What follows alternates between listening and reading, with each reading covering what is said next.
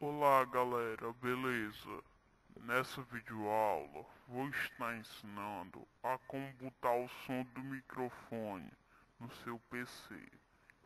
Primeiramente você vem em iniciar, painel de controle, arquivo e sons.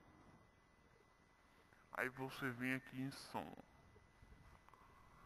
Aí aqui abre essa telinha, você vem em níveis gravação, microfone, propriedades.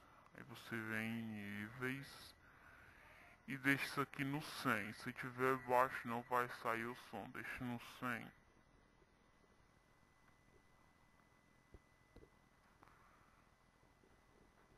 Aí quando vocês fizerem isso você dá um OK.